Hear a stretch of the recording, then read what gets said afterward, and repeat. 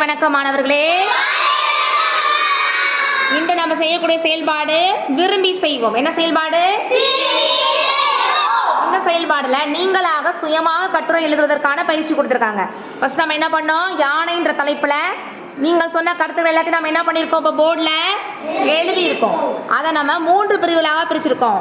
முன்னுரை, பொருளுரை, முடிவுரை. முன்னுரைக்கான பாயிண்ட்ஸ் எல்லாம் நம்ம டிக் பண்ணியிருக்கோம். பொருளுரைக்கான பாயிண்ட்ஸ் எல்லாத்தையும் நம்ம டாட் போட்டு வச்சிருக்கோம். டாட்னா சிறிய வட்டம் போட்டிருக்கோம். முடிவுரைக்கான பாயிண்ட்ஸ் எல்லாத்தையும் நம்ம என்ன பண்ணியிருக்கோம், கிராஸ் பண்ணியிருக்கோம். இப்போ நீங்கள் ஒவ்வொருத்தராக வந்து ஒவ்வொரு பாயிண்ட்டை நீங்கள் என்ன செய்யணும், போர்டில் நீங்கள் எழுதுனதை ரீட் பண்ணிட்டு போகணும். விரும்பி செய்வோமா?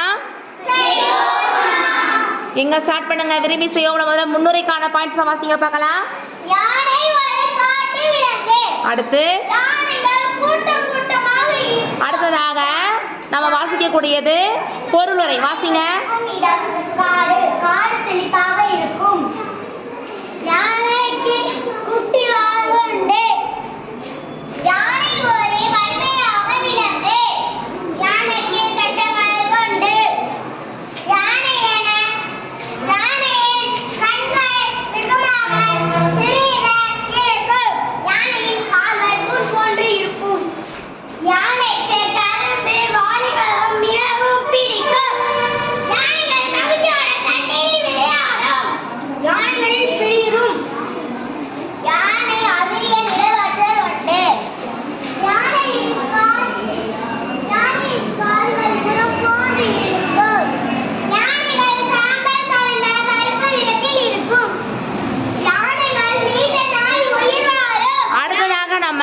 முடிவுரைக்கான 2 பாயிண்ட்ஸ் எழுத போறோம். அந்த முடிவுரைக்கானதை நீங்க ரீட் பண்ணுங்க பார்க்கலாம்.